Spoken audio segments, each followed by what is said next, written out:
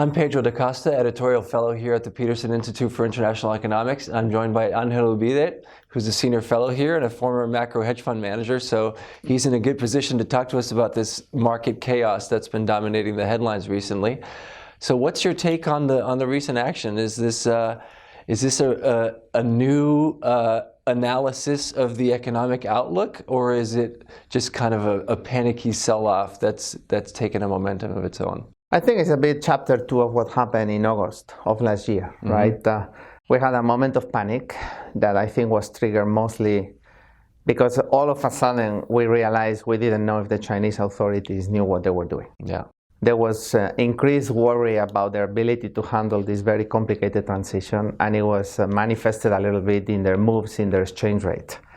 What we are seeing now is a continuation of that.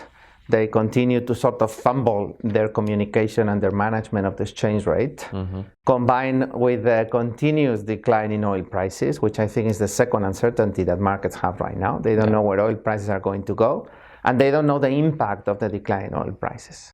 And if you want to add a third, the Fed now is tightening policy. And so if any of the other two go wrong, there is an increased feeling that policymakers don't have that much that they can use in order to cushion the blow. So there is uncertainty out there, no question. So it seems like a lack of trust in the Chinese context is a really important factor. Not only, I mean, we had the official growth statistics, and people, of course, always chuckle about that. They say, oh, you can't really trust the stats.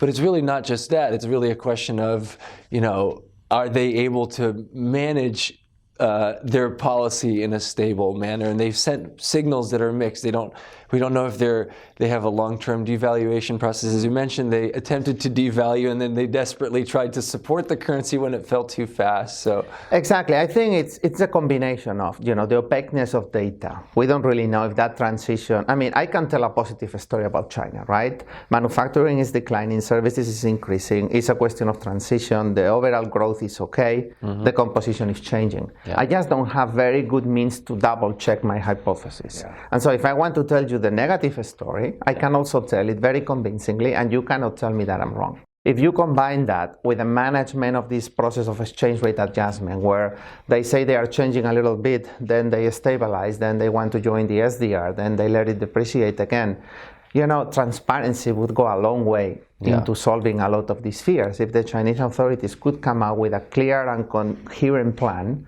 explain it properly, and provide the means for all of us to double check. That would make a lot of sense. Yeah, sure. No, what about the impact on the West, though? Because we talk a lot about the United States not having that many trade linkages or financial linkages even with China, and yet our stock market reacts as if we were tied at the hip.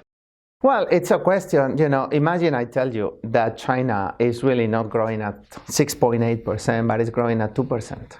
Right? Then all of a sudden we really need to revise down all our macro forecasts. The probability of a global recession increases significantly. And with rates at zero and what seems to be a political inability to use fiscal policy, then all of a sudden we start thinking that there aren't that many things we can do if something goes wrong. And that's what I'm saying. I don't think it's a downward revision on a baseline forecast of fundamentals. It's an increase in uncertainty about the downside risk. And in that case, you need to mark down asset prices a little bit. Does this suggest that the Fed's rate hike was ill-timed, perhaps? I don't think so. I think the U.S. economy is doing fine. Yeah. And I personally think that with the unemployment rate in the U.S. coming down as fast as it has come, it's prudent that you slowly start raising rates. You sort of accompany the decline in the unemployment rate. If you happen to be wrong about the inflationary outlook and inflation picks up, you were already moving. If you are wrong about where the Naira is and the Naira is a little bit lower, you can just slow down. But I think it's okay. I personally don't think the Fed matters in this picture, only to the extent that people may fear that if something goes wrong, they don't really have much room to react. Thank you so much. All right, my pleasure.